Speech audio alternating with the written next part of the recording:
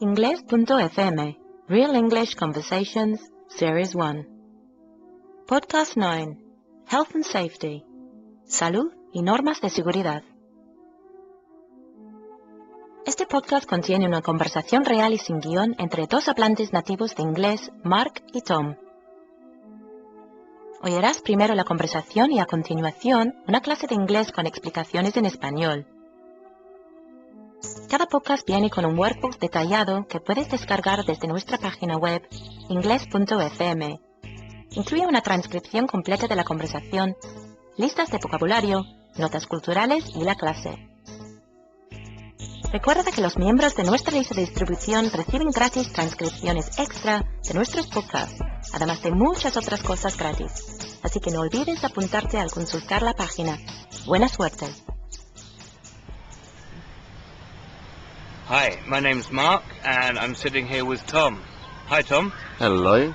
We're back in Seguridad Park in Barcelona, one of our favourite places, and today we're going to talk about health and safety. Now, this covers various aspects, but first of all, we'd like to begin by talking about health and safety laws.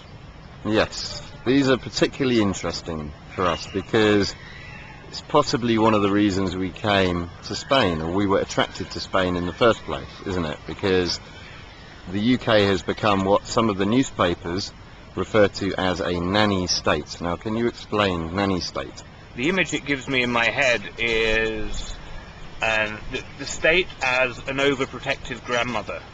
So literally not allowing people to do very much in case they hurt themselves or in case something bad happens.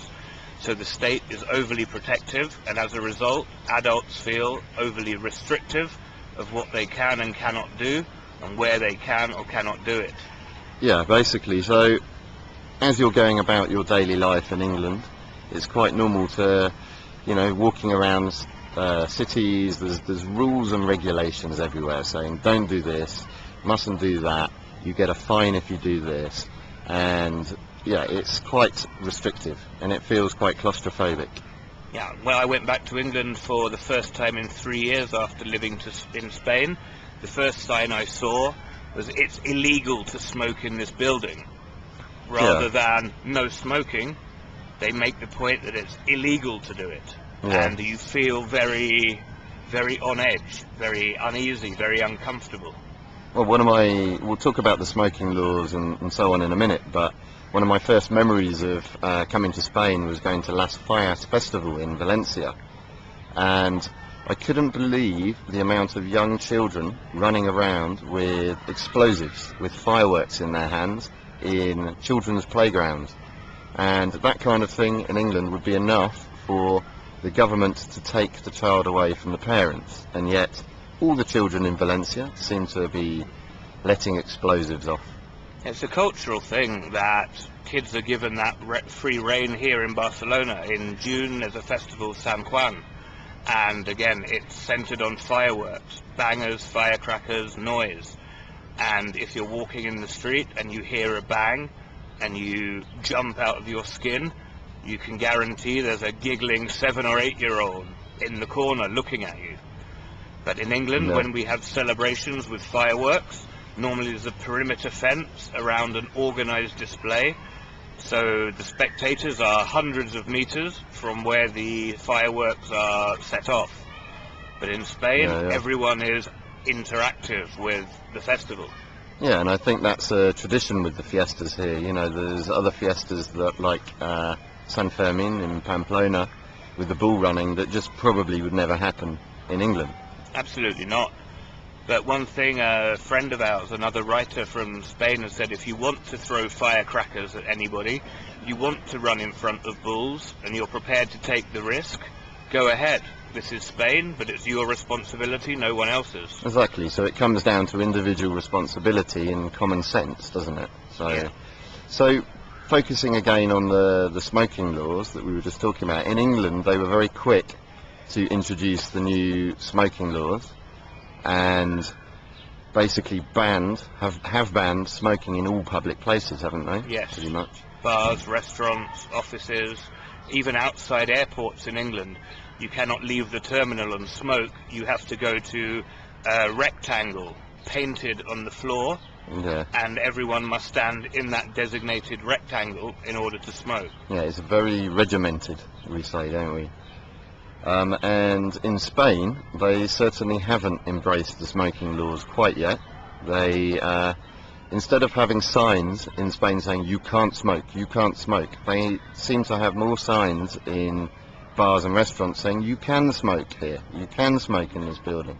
That's a result of a law change at the end of 2005, beginning of 2006, where bars and restaurants above a certain size had to decide to be non-smoking or to reform the interior with a non-smoking and smoking area.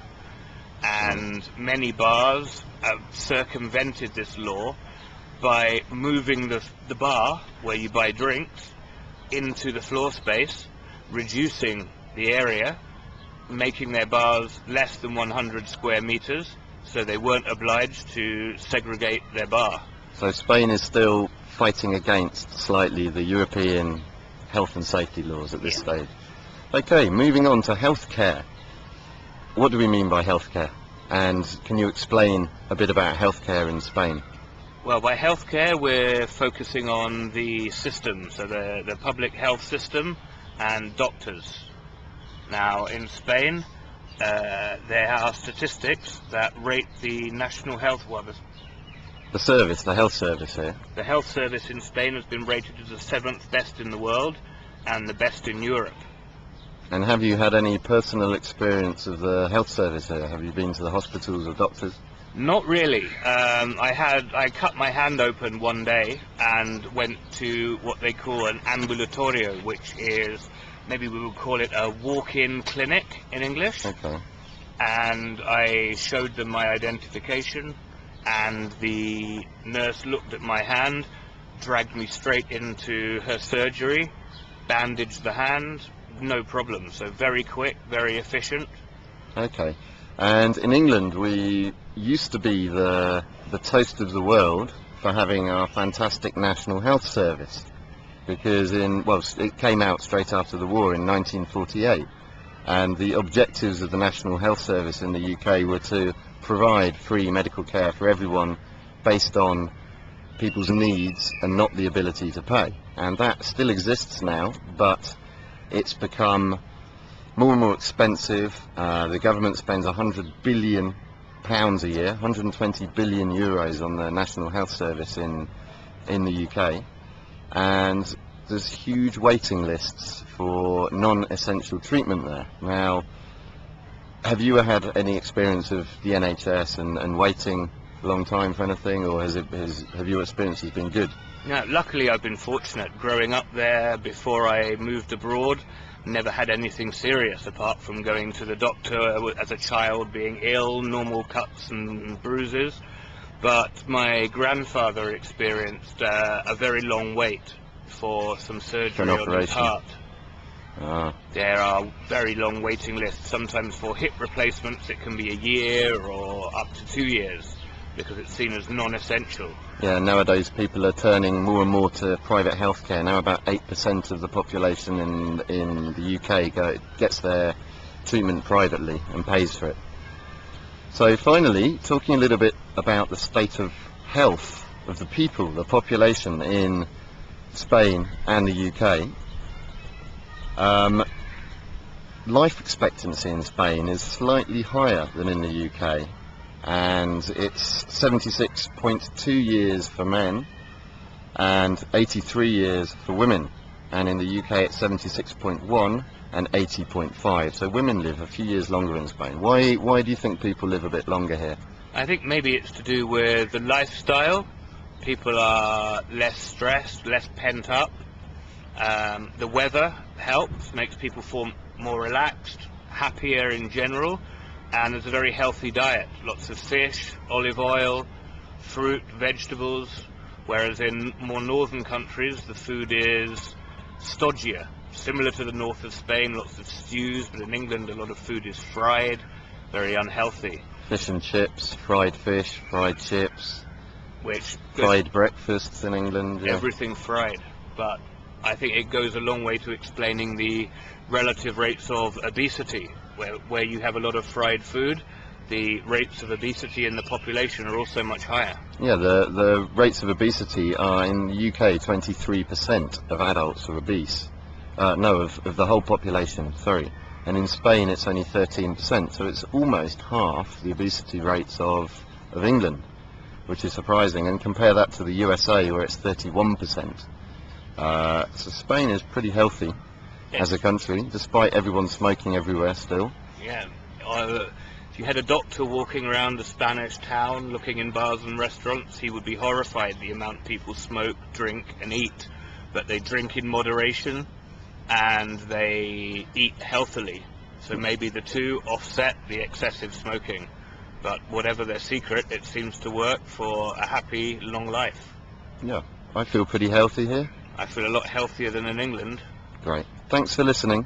Bye bye. Bye. Hola, soy Rosario. Quizá habréis notado que en la conversación de hoy, Mark y Tom han usado varios adjetivos negativos para describir su opinión sobre la sanidad y la seguridad en el Reino Unido. Así que en la clase de hoy nos vamos a centrar en varias maneras habituales de expresar sensaciones o sentimientos negativos. Una manera de expresar estar nervioso y no estar relajado en inglés es decir que estás on edge. Por ejemplo, I'm feeling quite on edge about my exam results. She's on edge because she has so much work. de forma parecida, si estás nervioso o preocupado por algo, puedes usar una expresión informal y decir que te sientes edgy. Por ejemplo, I'm quite edgy about my interview tomorrow. He's feeling edgy about losing his job.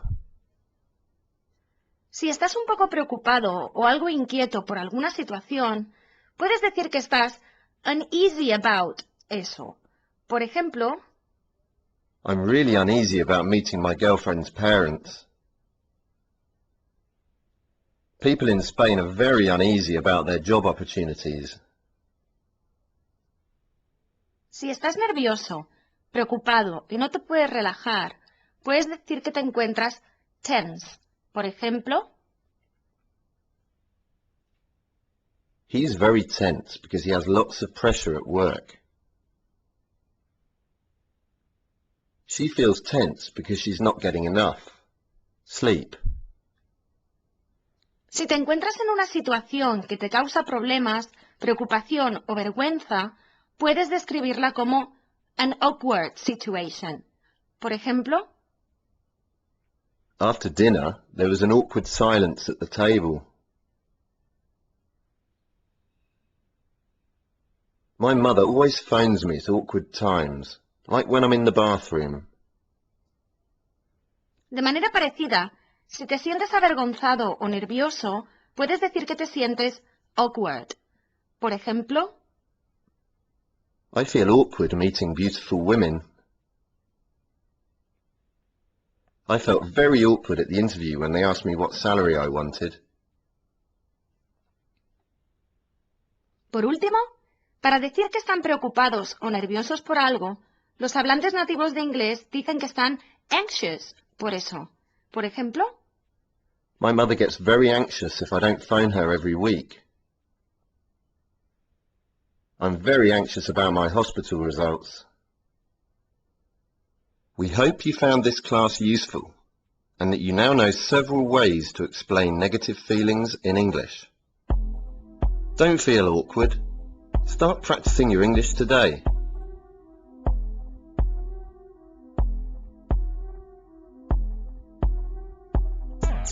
Gracias por acompañarnos con este podcast de Ingles.fm. Recuerda que el webbook contiene una transcripción completa de la conversación, listas de vocabulario, notas culturales y la clase. Lo puedes descargar de forma instantánea desde Ingles.fm. Nos vemos.